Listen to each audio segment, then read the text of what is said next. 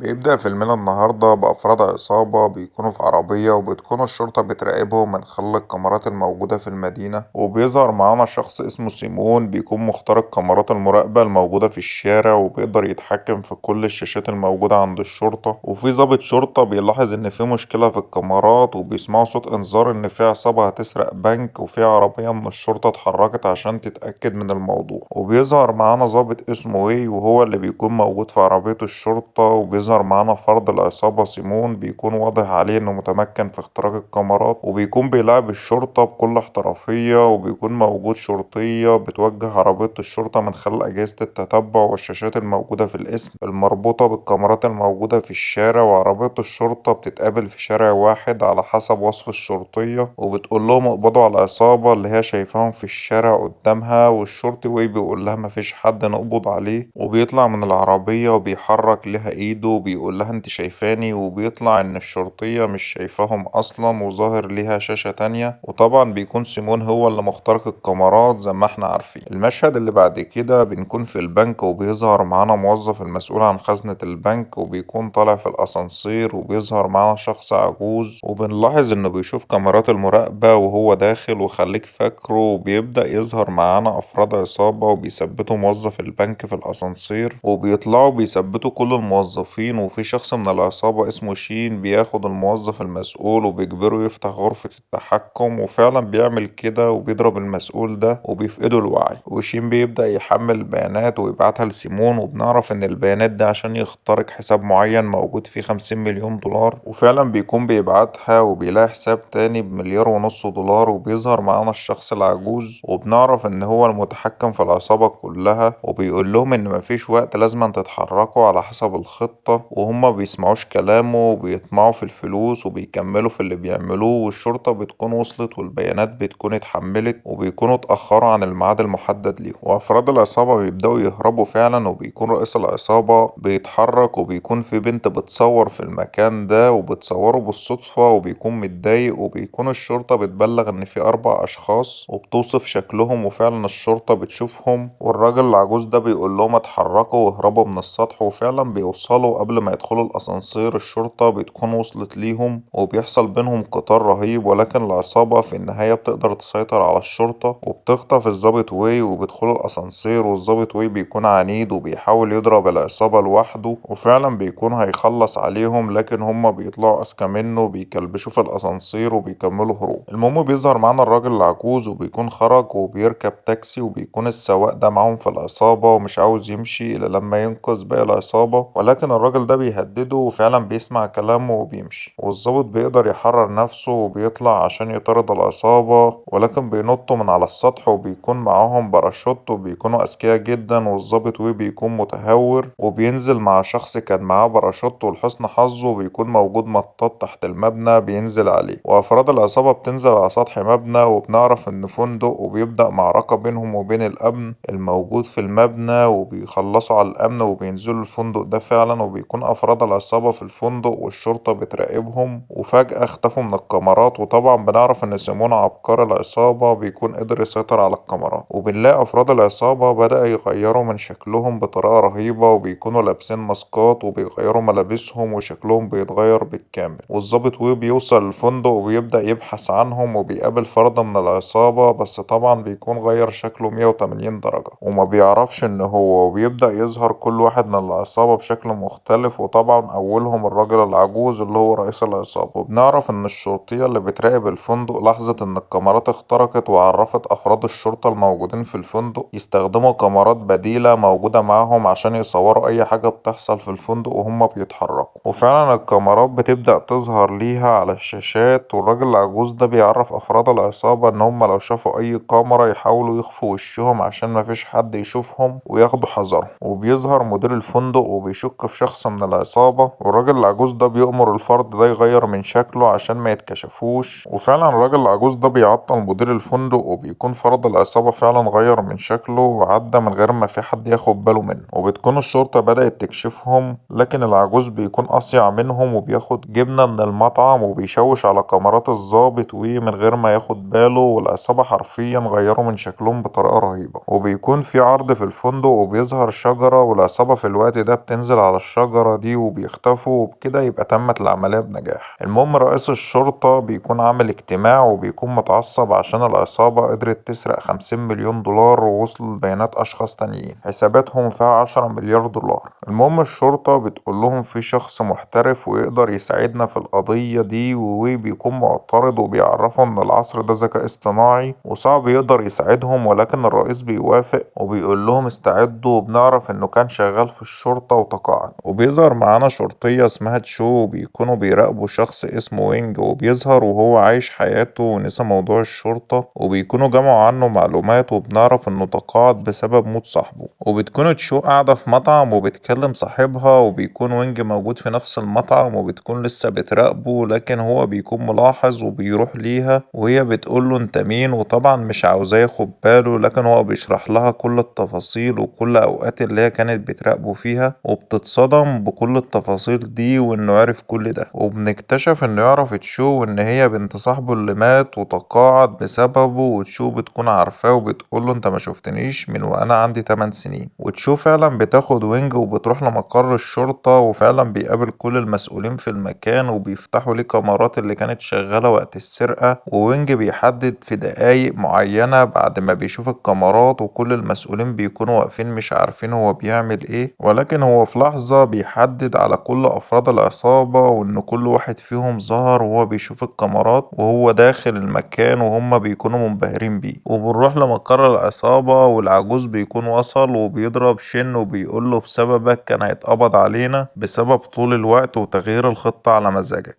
وبيكون متعصب بسبب ان في بنت صورته في المكان لو تفتكر، وده اول مرة حد يشوفه في عملية سرقة، وبيكون قلقان وهيخلص على سيمون فعلا، لكن بيحاولوا يمنعوه وبيهدوه وبيعرفوه ان الفلوس اللي خدوها هتعيشهم بقى حياتهم مرتاحين. وبنرجع لمقر الشرطة وبنشوف وينج بيكون بيساعد الشرطة في التعرف على افراد العصابة من خلال الكاميرات اللي كانت رصداهم، وبيكون بدأ يسمي كل فرد منهم باسمه مستعار عشان يعرفوا شكل كل شخص فيهم بالاسم ده. وبيكونوا فعلا اتعرفوا على العصابة كلها ما عدا رئيس العصابة اللي هو الراجل العجوز. المهم وينج بيلاحظ حاجة غريبة وبيقول لهم يفتحوا كل الفيديوهات تاني، وفعلا بياخد باله من الراجل العجوز ده، والشرطة كلها بتعرف ان الراس المدبرة بتاعته. وبنرجع تاني للعصابة وبتكون الامور بينهم بقت كويسة، وبيعتذروا لبعض عشان عاوزين يغيروا من حياتهم بالفلوس دي. وبنروح لمقر الشرطة وبيكون وينج اتعرف فعلا على الراجل العجوز ده، وطلع انه يعرفه وانه كان شغال في الجيش اواخر التمانينات، وكان ملقب باسم الظل، لكن هرب ومن وقتها طلع على اسم الظل بسبب ان هو بعد اي عملية بيختفى وما بيلاقوهوش. ووينج بيقول لباقي افراد الشرطة وبيقول لهم انه عاوز يكون فرقة تنزل تراقب كل تحركات العصابة، لكن افراد الشرطة بتقول له كل حاجة حالا معتمدة على الكاميرات والذكاء الاصطناعي، لكن وينج بيكون مصمم وفعلا بيقنعهم. المشهد اللي بعد كده بنلاقي الشرطية تشو بتتدرب وبيجي ضابط بيستفزها وبيحصل قتال بينهم، وبيكون وينج شايفها، وفعلا بعد ما بتخلص قتال وينج بينصحها ان هي لازم تتحكم في اعصابها، وهي بتعرفه ان هي ما بتخافش من اي حاجة. وبيكون وينج قاعد وبيشوف صورة صاحبه اللي مات، وبيفتكر مشهد هما في عملية مع الشرطة وبيكون صاحبه بيموت، ووينج بيقول له انا هعتني ببنتك اللي هي تشو. طبعا المشهد اللي بعد كده وينج بيبدأ يختار فريقه فعلا، واي شرطي شكله معروف بيعرفه انه مش محتاجه، وبيختار اي شرطي شكله شخص عادي وبيبدأ يعرفه من التعليمات اللي هيمشوا عليها، وبيبدأوا يتحركوا فعلا. ووينج بياخد شو معاه في العربية اللي هي هيراقب بيها، وبيبدأ يحرك كل واحد في المدينة بلبس وشكل مستعار عشان مفيش حد ياخد باله من ان هما شرطيين. وبيظهر وينج وهو في العربية وبياخد من شو شنطة التفاح، وخليك فاكر النقطة دي جدا. وبنروح لمقر العصابة وبيكونوا قاعدين مع بعض، وسيمون بيكون لوحده وبيفتكر ان رئيس العصابة اللي اسمه الظل كان هيقتله، وبيفتكر زمان ان هو اللي رباهم وهم كانوا في دار ايتام، وكان بيجيب لهم هدايا ولسه مش عارفين دماغه فيها ايه. المهم بنلاقي الشو اخو سيمون التوأم بيحلق للظل، والظل بيكون مش مرتاح ليهم وبيقول له انتوا عاوزين تخلصوا عليا، وبيقعد معاه وبعدها بيقول له انا كنت بهتم بيك اكتر واحد عشان انت شبهي. وشيو بيقول له سيمون اخويا شبهك اكتر مني، والظل بيعرفه انه لو شبه هيكون في خطر عليا. المهم المشهد اللي بعد كده بيكون وينج وتشو لسه بيلفوا في الشوارع، وبتكون تشو متضايقة ان هما ما بيعملوش حاجة غير ان هما بياكلوا وبيشربوا وبيلفوا في الشوارع بس من غير اي فايدة ومش فاهمة حاجة. المهم بيكون وينج قال لها تجيب ليهم اكل من مطعم، وهي راجعة بتلاقي مجرمين بيضربوا واحدة في الشارع وبتقرر تساعدهم، ووينج بيقول لها اطلبي الشرطة وتعالي، وهي ما بتسمعش كلامه وبتروح للمجرمين دول فعلا وبتضربهم، لكن هما بيعرفوا يكتفوها، وبيجي وينج يكسرهم وياخدها معاه في العربية وبيتعصب عليها، وهي بتقوله احنا ما بنشتغلش خالص، احنا بناكل وبنشرب بس، وهو بيعرفها ان ده الشغل وما ينفعش تلفتي انتباه اي حد انك شرطية عشان ممكن اي فرد من العصابة يظهر في اي وقت. وبيقول لها احنا كنا بنراقب عصابة 8 شهور، وتشو بتقول له ايوه دي المهمة اللي ابويا اتقتل فيها بسببك وبسبب تاجر المخدرات. ووينج بيتأثر وبيبدأ يفتكر اللي حصل، وبيكون بيراقب عصابة مخدرات مع ابوها، وبيشوف طفلة صغيرة بتتخطف وبيعصى اوامر ابوها وبيروح عشان ينقذ الطفلة دي، وتاجر المخدرات بيطلع وبتشو بيرفع عليها المسدس ولكن بيخلصوا عليه في وقتها، ووينج بيروح ليه وبيكون متأثر وبيعرفها بسبب اللي حصل ده انا بمنعك انك تلفت انتباه اي حد انك شرطية عشان اللي حصل ما يتكررش تاني. المهم بيتحركوا بالعربية تاني، وبالصدفة بيلاقوا الظل فعلا ظهر، وبيبدأوا ينفذوا الخطة بحذر عشان يتأكدوا ان هو الشخص اللي بيدوروا عليه، وكل افراد الفرقة بيتحركوا على المكان الموجود فيه، ووينج بيقول لتشو ده وقتك عشان انت ما ظهرتش قبل كده ومش هيعرفك عشان تظهري هويته. المهم بيتجمعوا عنده فعلا وكذا شرطي ما بيقدروش يظهروا هويته، وتشو بتقرر تقرب منه، وبيجي ليها فكرة ان هي تنور بالموبايل على مكان في السوق وهتلاقي صورته معكوسة، وبيبدأ الظل يشك ان في حاجة مش طبيعية وبيعدي من جنب تشو وفعلا بيظهر، وتشو بتيجي تبلغ في المايك الموجود معاها، والظل كان خلاص هيكشفها لكن وينج بيحذرها بسرعة. وفي شرطي حرك الكاميرا الموجودة في السوق، والظل حريص جدا وكان شايف الكاميرا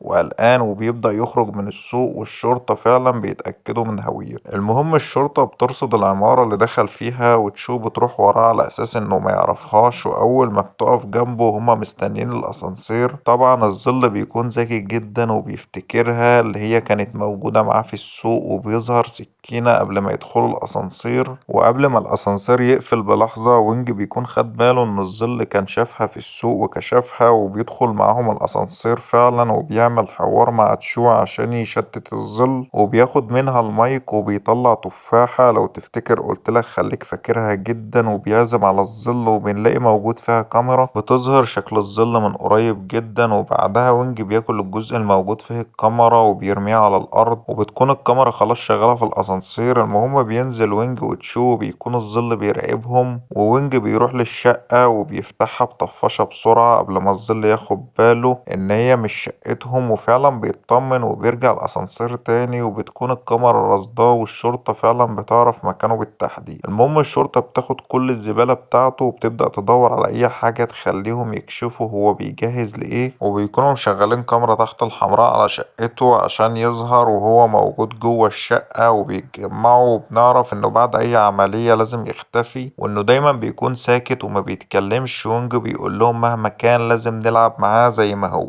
المهم بيكون وينج في السوق نفس وقت وجود الظل، والظل فعلا بيروح ليه وبيحاول يوقعه في الكلام وبيكون لسه بيشك فيه. المهم وينج بيكون بيحاسب، والظل بيقول له ايدك فيها ندبات زي ما كنت بتستعمل مسدس لأوقات طويلة، ووينج عرفه انه طول الوقت بيطبخ بسكينة وهي دي سبب الندبات. المهم بيعزم الظل عنده في الشقة وفعلا بيروح ليه، والشرطة بتكون بتراقب الشقة طبعا، وبتلاحظ ان الظل بيشوف الشقة كانت مقفولة من زمان ولا هما فعلا كانوا ساكنين فيها عن طريق التراب الموجود في كل حتة، وبيكون ذكي جدا. المهم وينج بيقوله تعالى عشان نجهز الأكل، وبيخليه يشوف السكاكين بتاعته، وفعلا بيجهزوا الأكل، وبتكون تشو قاعدة معاهم وماسكة التليفون وبيعملوا حوار على الظل، ووينج بيقول لها سيب الموبايل واقعدي مع الضيف شوية، وبيسيبهم وبيروح الحمام، والظل بينتهز الفرصة دي وبيقول لها ايه سبب الندبات الموجودة في راسك، وتشو بتلاقي تليفون الظل على الترابيزة وبتحط تليفونها جنب تليفونه، وبتعرف انه حاليا كل المعلومات اللي على تليفون الظل بتتنسخ على موبايلها، والشرطة بتكون متابعة كل ده. المهم بترد عليه وبتعرفه ان هي كانت عاملة مشكلة مع اصحابها في المدرسة وابوها ما يعرفش. المهم وينج بيدخل فجأة وبيقول لها انا اعرف، وهي بتسأله عرفت منين؟ عرفها ان امها قالت لي كل حاجة. وطبعا القصة دي كلها من خيالهم عشان الظل ما ياخدش باله من اي حاجة. المهم بيخلصوا والظل فعلا بيمشي. المشهد اللي بعد كده بنعرف ان كل ده كان سيمون المخترق بتاع العصابة متابع كل حاجة في الشقة عن طريق الكاميرات اللي كانت موجودة مع الظل، وعرف كل حاجة عن وينج وتشو بعد ما الظل خرج.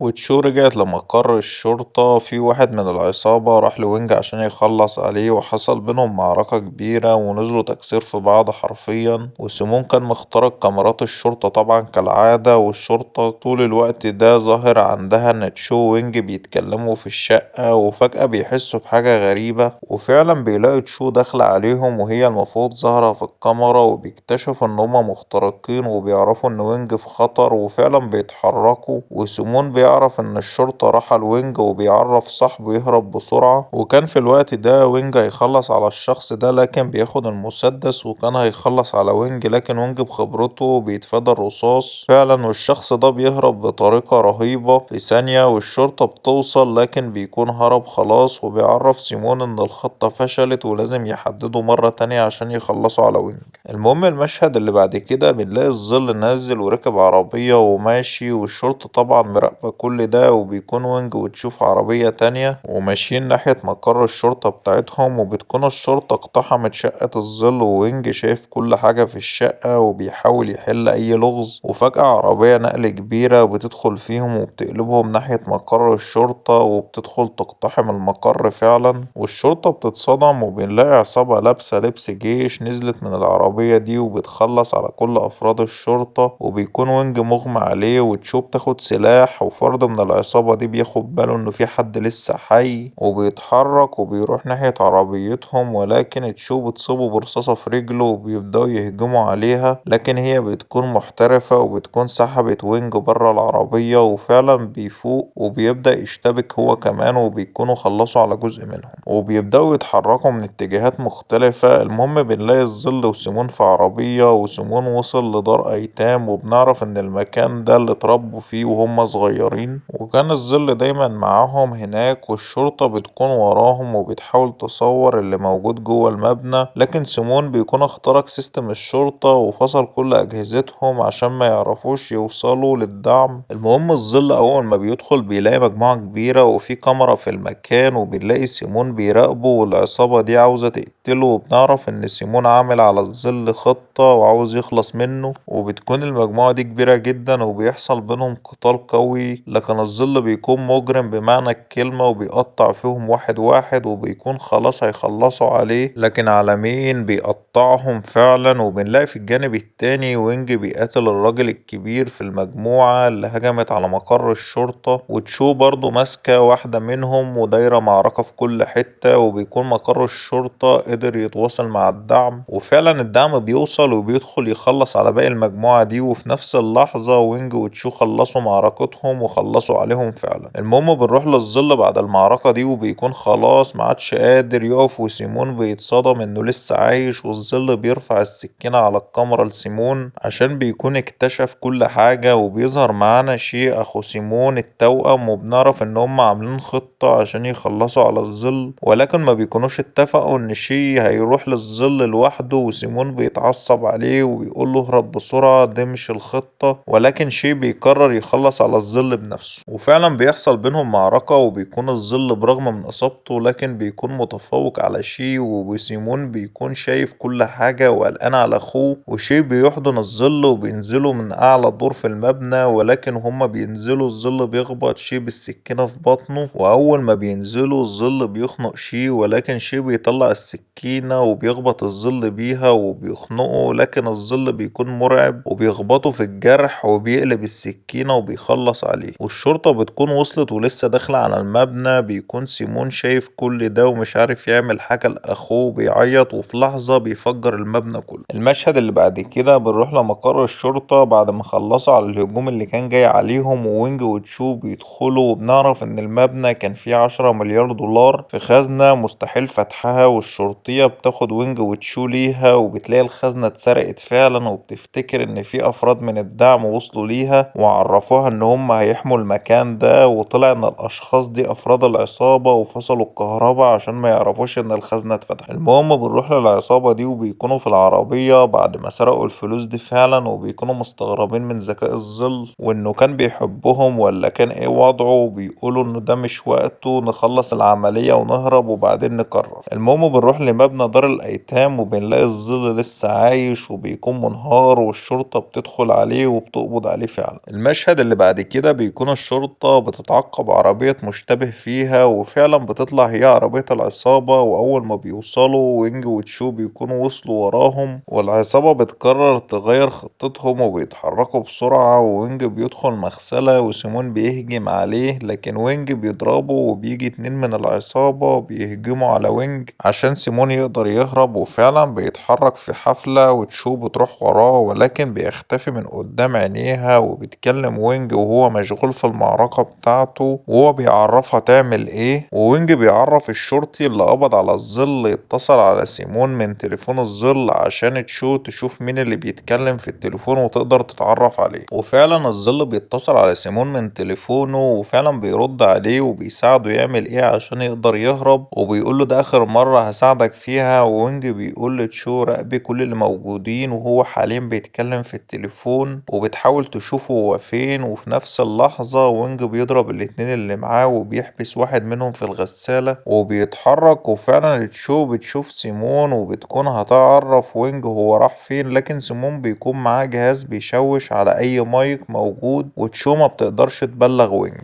المهم بنروح للظل وبيكون خلص المكالمة وبيدي التليفون للظابط وبينزل منه على الأرض، والظابط بينزل عشان يجيبه، ولكن الظل بيضربه برجله وبيشغل أنبوبة الغاز الموجودة مع الشرطة وبيشتغل ضرب فيهم ومبيقدروش عليه برغم الإصابات بتاعته، وبيغموا عليهم بسبب الغاز وبينجح الظل في الهروب. المهم بنلاقي فرقة وينج كلها في الحفلة دي ومراقبة المكان، وفي ظابط منهم بياخد السماعة الموجودة معاه وبيقول له تشو خديها بدل اللي كانت معاكي، وبيمشي وبيشوف سيمون وهو ماشي وبيكون عاوز يبلغ، لكن بتكون السماعة تشو خدتها خلاص، وبيقرر يتحرك هو وراه وبيكون خلاص قرب لسيمون، لكن بيظهر شخص بيجرحه في رجله، ونفس الشخص ده بيروح لسيمون وبيخلص عليه، وبيطلع الشخص ده الظل وبيسقط سيمون فعلا وبيمشي، وبنروح للظابط اللي الظل خبطه في رجله، وبنعرف ان ما خبطوش كده، ده قطع شريان رجله مش خبطة كده وخلاص، وبيوصف شكله قبل ما يموت، وبنعرف ان الظل ده شخص مفيش منه اتنين. المهم بنروح لمقر الشرطة بيكون متدمر طبعا، وبتكون تشو شغالة لسه وبتحاول توصل لأي حاجة. المهم وينج بيروح ليها وبيشوف صور فلوس، وبنعرف ان الفلوس بتاعت العصابة لسه زي ما هي وما تسحبش منها اي حاجة، ووينج بيقول لتشو الظل راجل عجوز يعني ما يعرفش اي حاجة عن الجيل الحديث على سحب الفلوس والكلام ده، وهو يعرف الفلوس الكاش بس، واحنا قبضنا على العصابة كلها ما عدا الظل، هو مش هيعرف يسحب الفلوس دي، فلازم يروح لحد ياخد منه فلوس كاش مقابل كلمة السر. وفعلا تشو بتفهم وبيتحركوا ناحية بيت اكبر تاجر مجوهرات عشان هو الوحيد اللي يقدر يدفع المبلغ اللي الظل هيطلبه، ووينج بيكون بيجيب لهم فطار، وتشو بتطلع ورا تاجر المجوهرات ده فعلا وبتوصل لمكتبه وبتلاقي مجهز 10 مليون دولار مقابل كلمة السر، وبتعرفه انها شرطية ولازم تعترف ولا هتكون مشترك معاه، وفعلا بيقول لها على كل حاجة وبيعرفها المكان اللي هيقابلوا فيه، وبتروح فعلا وبتشوف الظل في الكافيه ده، وبتكون الشرطة كلها في الطريق، وبتدخل فعلا تشوك كافيه على اساس ان الظل مش هيعرفها لكن على مين، وبيقعد معاها وهي بتتصدم، وبتكون الشرطة كلها سامعة الحوار بينهم ومصدومين ومش عارفين هو هيعمل ايه. المهم تشو بتحاول تعطله عما الشرطة توصل، وبتقوله ان حبيبها مات في المحطة، قال لها هو كان شرطي وانت كمان شرطية، وفجأة تشو بتشوف وينج وصل، والظل بيقول لها نجحت وعطلتينا عن الهروب، وخنقها في ثانية اغمى عليها، ووينج بيكون وصل وقدر يقفل الباب الخلفي عشان الظل ما يقدرش يهرب، والظل بيرجع تاني وبيبدأ يقاتل في اي حد في الكافيه وبيهجم على وينج، وبتكون معركة مرعبة، والظل بيكون معاه سكينة وعاوز يخلص على وينج بأي طريقة، وبيطلعوا فوق المطعم وبتبدأ معركة بينهم تاني، والظل بيجرح وينج في وشه بيبهدله خالص، وسقف الكافيه بينزل وبتكون تشو بينهم وبتكون فائت، وبتلاقي الظل هيخلص على وينج وبتضربه، والظل ما بيكونش في حد قادر عليه، وكان هيخلص على تشو تاني ووينج بتدخل، لكن الظل للأسف برضه بيجرح وينج في رقبته وبينجح في الهروب، وتشو بتطمن عليه، عرفها انه جرح مش عميق وبيقولها لازما تلحقيه. المهم الظل بيتنكر تاني وتشو بتجري لكن ما بتكونش عارفة هو فين، وبتقعد تفتكر كلام وينج ليها وازاي تعرف تراقب اي حد، وبتفتكر انه كان رابط ايده، وفعلا بتراقب كل اللي ماشي وبتشوفه فعلا، وبتكون الشرطة وصلت وبتبلغهم مكانه، وبتقول لهم ان هي مش هتقدر عليه لوحدها، والفرقة كلها بتقرر انها تدعمها، وبيتجمعوا فعلا وبيحاصروا الظل من كل منطقة، وبيلاقوا نفسه متحاصر، ووينج بيوصل هو كمان بعد ما الاسعاف عالجته، وبيكون الظل بيضحك، وتشو بتقوله فعلا هي شرطية وبتقرب منه، والظل في لحظة كان هيخلص عليها بالسكينة، لكن تشو بتكون عارفة انه غدار وقدرت توقعه وتكتفه، وفعلا بيتم القبض على الظل اخيرا بعد طول انتظار، ومقر الشرطة بيكونوا فرحانين جدا. والمشهد اللي بعد كده بيظهر معانا شخص تاني، وبنعرف انه اخو سيمون وشي تالت، وبنعرف ان هما كانوا تلاتة توأم مش اتنين، وبيجهز معلومات عن الظل ووينج وتشو، وكده نعرف ان هيبقى في جزء تاني. وبكده يبقى خلص فيلمنا النهاردة، ما تنساش تدعمنا بلايك وتشترك في القناة. سلام.